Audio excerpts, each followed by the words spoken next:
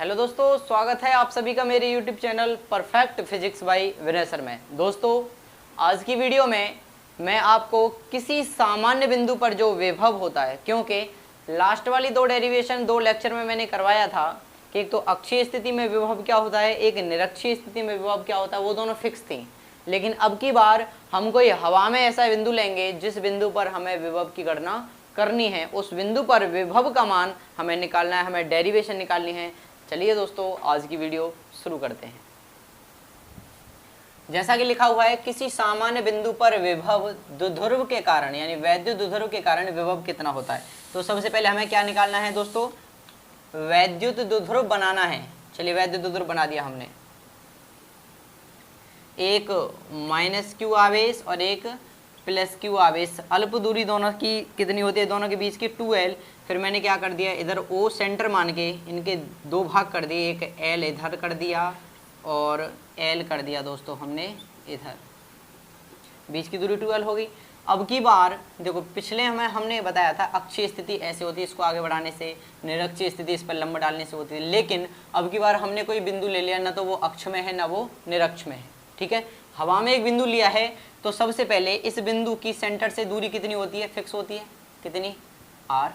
ठीक है, अब जब माइनस क्यू आवेश के कारण P बिंदु पर हम विभव निकालेंगे, तो जैसे लास्ट वाले वीडियोज में समझाता आया हूँ, जब इस आवेश के कारण निकालने तो इस आवेश से बिंदु P की दूरी कितनी होगी, तो वो हमें निकालनी है। सबसे पहली बात, इस दूरी को हमने मान लिया दोस्तों r1।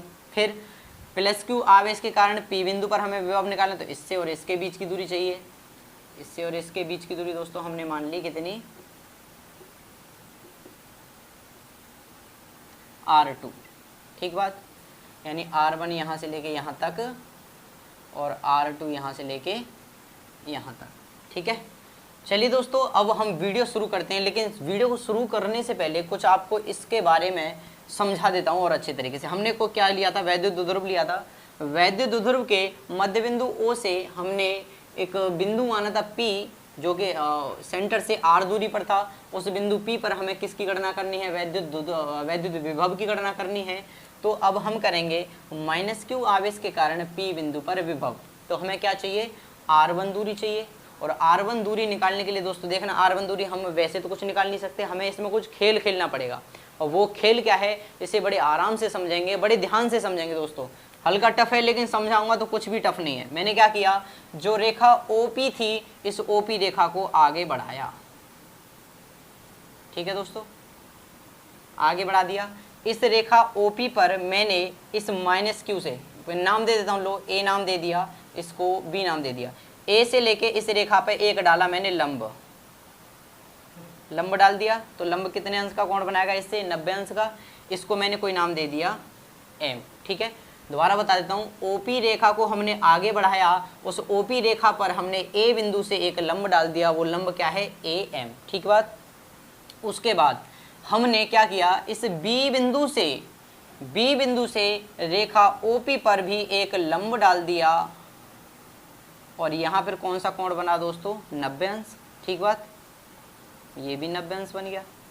अब वीडियो हम शुरू करते हैं। अब हमें बड़ा आनंद आएगा, क्योंकि सबसे पहले हमें मान निकालना है r1 का। उसके लिए क्या खेल खेला है हमने, रेखाखंड इस रेखा OP को बढ़ाया और A बिंदु से उस रेखा OP पर हमने क्या डाल दिया, एक लंब डाल दिया AM। अब यहाँ से समकोण त्रिभुज बना। देखिए दोस्तों, इधर लिख देता हूँ, समकोण त्रिभुज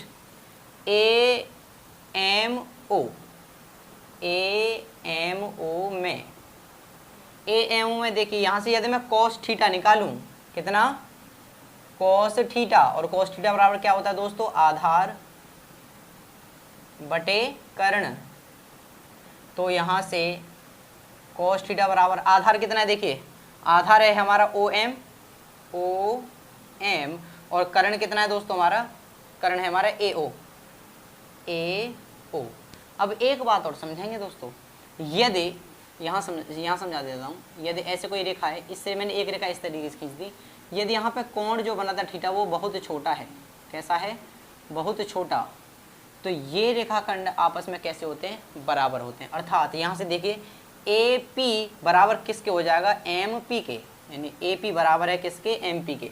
लिख देता हूँ यहाँ पे, ए पी बराबर, चूंकि ए पी बराबर एम पी, ठीक है, क्योंकि यहाँ पे जो कोण बन रहा है वो बहुत छोटा बन रहा है, अल्प कोण बन रहा है, तो ए पी बराबर एम पी ले लिया। तो यहाँ से यदि मैं एम पी को तोड़ूं तो ए पी बराबर क्या हो जाएगा, ए पी बराबर एम पी की जगह पे मैंने तोड़ दिया इसको एम ओ या O M plus O P, plus O P. ठीक बात, दोबारा समझा देता हूँ, कोई टफ वाली बात नहीं है, बहुत अच्छा समझ में आएगा। जो एम पी थी वो किस किस से मिलकर बनी थी, एक तो ओ एम और ओ पी से मिलकर बनी थी, तो मैंने एम पी की जगह पर लिख दिया O M plus O P.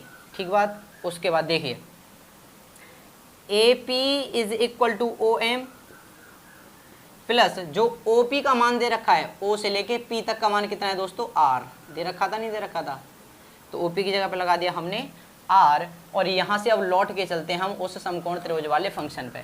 यहाँ से दोस्तों हमें मान किसका देखना, ओ एम का मान निकाल लूँ यदि मैं ओ एम, तो इसके नीचे बन रखे कैंची का गुणा हो जाएगा, तो ओ एम बराबर कितना आ जाएगा, ए ओ कॉस थीटा। कितना निकल गया दोस्तों, O M is equal to A O cos theta.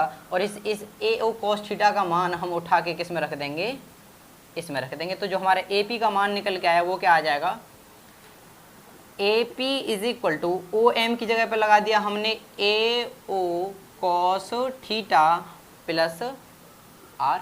ठीक है, अब ए पी, ए से लेके पी तक का मान कितना था, आर वन, आर वन बराबर निकल के आया ए ओ कॉस थीटा प्लस के आर। और हमें दोस्तों किसकी ज़रूरत थी, इसी बिंदु की हमको क्या थी, ज़रूरत थी। अब हमने वो बिंदु निकाल लिया। एक बात और लिख देते हैं इसमें, R one is equal to A O शब्द आया है इसमें, और ए से लेके ओ तक के बीच की दूरी कितनी है, एल, तो ए ओ की जगह पे हमने लगा दिया L cos theta plus R. इसको मान लिया समीकरण नंबर 1। इसका खेल हो गया ख़त्म। सिर्फ R1 निकालने के लिए हमें इतना बड़ा खेल खेला था। R2 निकालनी है, R2 दूरी, उसके लिए हम क्या गेम खेलते हैं, चलिए। R2 निकालने के लिए सबसे पहले हमें दिख रहा है दोस्तों P से लेके N और P से लेके O के B क्या है, बराबर है, यानी कि PN बराबर है किसके, PB के। क्योंकि जब ये वाला कोण छोटा हो तो ये वाले दोनों भुजाएं आपस में कैसी होती हैं, बराबर होती हैं। तो PN बराबर है PB। अब मैं इस PN को तोड़ता हूँ, कैसे कैसे तोड़ दूंगा, देखो PN निकालना है, मैंने क्या किया, इस OP में से यहाँ से लेके यहाँ तक में से मैंने ON को घटा देता हूँ। देखो PN की जगह पे मैं लिख रहा हूँ O से लेके P माइनस O से लेके N। तो जब इसमें से यानी टोटल में से मैं इस हिस्से को घटा दूंगा तो मेरे को क्या मिलेगा, N से लेके P या P से लेके N। ठीक है, इज इक्वल टू PB। सही बात है। चलिए इसको यहीं छोड़ते हैं, फिर हम लेते हैं समकोण त्रिभुज कौन कौन सा, ONB में। यहाँ से जब हम दोस्तों cos थीटा निकालेंगे, cos थीटा बराबर क्या होता है, आधार बटे कर्ण। तो आधार कितना है इसमें देखेंगे, आधार है हमारा ON बटे कर्ण कौन सा है इसमें, हमारा कर्ण है O से लेके B तक। ठीक बात। अब यहाँ से यदि हम ON का मान निकालें तो ON बराबर क्या निकल के आ जाएगा, OB cos थीटा। और OB का मान दोस्तों हमारे पास है O से लेके B तक का मान कितना है, L। तो ON is equal to OB की जगह पे हमने रख दिया L cos थीटा। अब इस मान को मान को उठा के हम किस में रख देंगे, इस ON की जगह पे। तो OP क्या हो जाएगा, ये sorry PB is equal to क्या हो जाएगा, PB is equal to OP minus ON की जगह पे लगा दिया हमने OB cos थीटा। ठीक बात। उसके बाद देखिए PB का मान कितना है, P से लेके B का मान है R2 is equal to OP का मान कितना, O से लेके P की दूरी कितनी थी, R माइनस OB का मान कितना था दोस्तों हमारे पास, L। यही निकाल लिया था ये तो हमने, देखो OB cos थीटा और OB की जगह पे L रख दिया था, तो L cos थीटा। R2 का भी मान निकल आया, इसको मान लिया दोस्तों समीकरण नंबर 2। बस यहाँ तक हमारा बिल्कुल मामला था, जो कठिन था वो निकल गया। अब इजी चलेगा, क्योंकि हमें जो विभव निकालने की दूरी चाहिए होती है R1 और R2, उनका मान हमने निकाल लिया। अब हम क्या करेंगे दोस्तों, माइनस क्यू आवेश के कारण P बिंदु पर विभव निकालेंगे। माइनस क्यू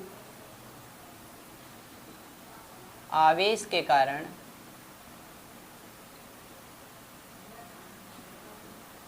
बिंदु P पर विभव निकालिए। बिंदु P पर विभव निकालने हैं दोस्तों V माइनस क्यू आवेश के कारण। तो विभव क्या होता है 1/4πε0 क्यू कैसा है इसमें माइनस का है अपॉन आर स्क्वेयर।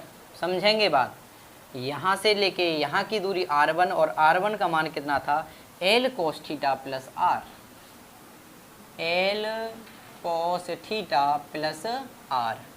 फिर इसको मान लिया समीकरण नंबर हमने 1। अब कौन सा आवेश आता है प्लस क्यू आवेश। तो प्लस क्यू आवेश के कारण P बिंदु पर विभव निकालेंगे। प्लस क्यू आवेश के कारण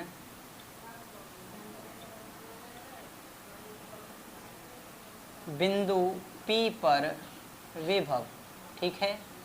बिंदु P पर विभव निकालेंगे तो कितना हो जाएगा V प्लस क्यू आवेश इज इक्वल टू, सूत्र होता है 1/4πε0, आवेश कौन सा है plus Q, upon plus Q आवेश से बिंदु P की दूरी कितनी थी r2 और r2 का मान निकाला है हमने r minus L cos theta. इसकी दूरी लगा दी r minus L cos theta, इसको मान लिया समीकरण नंबर 2। अब दोस्तों बिंदु P पर कुल विभव निकालेंगे। किस पर, बिंदु P पर कुल विभव, और कुल विभव क्या हो जाएगा V P बिंदु पर किस किस आवेश के कारण लगाता है उनको जोड़ देंगे। एक तो प्लस क्यू आवेश के कारण प्लस V माइनस क्यू आवेश के कारण। तो V प्लस क्यू का मान V माइनस क्यू का मान अभी हमने निकाला है, कितना निकाला था Vp is equal to, V plus Q का मान लगा देंगे। V प्लस क्यू का मान समीकरण 2 से क्या है 1/4πε0 Q upon R minus L cos theta, ठीक बात। प्लस का चिन्ह लगा दिया। फिर V माइनस क्यू का मान समीकरण 1 की तरफ पहुंचेंगे। समीकरण 1 था हमारा ये रहा 1/4πε0 और इंटू माइनस क्यू अपॉन कितना R plus L cos theta, ठीक बात। चलिए कैलकुलेशन करेंगे तो Vp इज इक्वल टू निकल के आया हमारा कितना, Vp इज इक्वल टू, मैंने ऊपर से Q कॉमन लिया और नीचे से ले लिया दोस्तों मैंने 4πε0 कॉमन।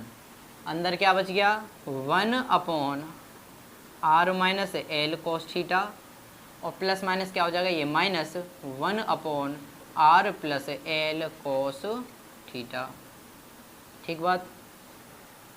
अब इनको हम कैलकुलेशन करके भिन्न बना के Q/4πε0 तो बाहर था ही, अंदर क्या क्या बच गया। इसका ले लिया हमने एलसीएम। एलसीएम देखिए a माइनस बी और a प्लस बी क्या हो जाता है ए स्क्वायर माइनस बी स्क्वायर, अर्थात ए स्क्वायर यानी आर स्क्वायर हो जाएगा। फिर माइनस का चिन्ह लगा के बी स्क्वायर होता है, बी स्क्वायर क्या हो जाएगा L square cos square theta, ठीक है। और इधर का पहुंच गया इधर यानी R plus L cos theta, minus का चिन्ह लगा दिया। दूसरा कौन सा है R minus L cos theta, ठीक है। उसके बाद देखिए Vp इज इक्वल टू हुआ, Vp is equal to Q upon 4πε0 भिन्न निकालेंगे, ये हो जाएगा R plus L cos theta, minus का इसमें गुणा कर देंगे तो ये हो जाएगा माइनस का R plus L cos theta, upon में क्या है R square minus L square cos square theta. देखिए ध्यान से, माइनस का आर से प्लस का आर क्या हो जाएगा कैंसिल हो जाएगा। ऊपर क्या बच गई Q अपॉन 4πε0 ये वाला, और इसमें एल कोस थीटा और एल कोस थीटा दोनों जुड़ गए, क्या मिलेगा हमें 2l कोस थीटा अपॉन देखिए R square minus L square cos square theta, ठीक बात है। चलिए यहाँ से देखो हमें कुछ नज़र आ रहा है, आप एक कमी यहाँ तक का पहले स्क्रीनशॉट ले लीजिए, उसके बाद मैं उधर की साइड इसको क्लियर करता हूँ। देखिए अब Q2L बराबर क्या होता है दोस्तों, P। We know that P बराबर क्या होता है, 2QL। तो 2QL की जगह पे हम लगा देंगे P, तो जो हमारा VP निकल के आएगा, VP निकल के आया 1/4πε0, यानी Q को मैंने अलग छोड़ दिया, ऊपर से 1 लिया, नीचे से 4πε0 लिया, अंदर क्या बच गया दोस्तों, Q2L, और Q2L की जगह पे हमने लगा दिया P, कितना बच गया फिर cos थीटा अपॉन बटे में बच गया R² minus L² cos square theta. ठीक है, ये मिला अभी हमें। उसके बाद R की तुलना में L को हमने नगण्य मान लिया, क्योंकि L बहुत छोटा है R से, तो हमें VP मिलेगा कितना, 1/4πε0 into P cos theta upon, देखिए R² माइनस L का मान जब हम 0 कर देंगे और 0 इंटू कॉस थीटा या कॉस स्क्वायर थीटा करना, कितना हो जाएगा टोटल 0। तो VP का मान निकल के आया हमारा 1/4πε0 P cos theta upon R²। यही है दोस्तों किसी सामान्य बिंदु पर वैद्युत द्विध्रुव के कारण जो विभव निकलता है। आई होप दोस्तों लेक्चर आपको बहुत पसंद आया होगा, और वीडियो को बड़े ध्यान से, अगर कोई आपका टॉपिक छूट गया है तो आप वीडियो को स्किप करके दोबारा देख सकते हैं, बहुत अच्छे से आपके ये टॉपिक समझ में आ जाएगा। थैंक यू दोस्तों, एंड थैंक्स फॉर वॉचिंग।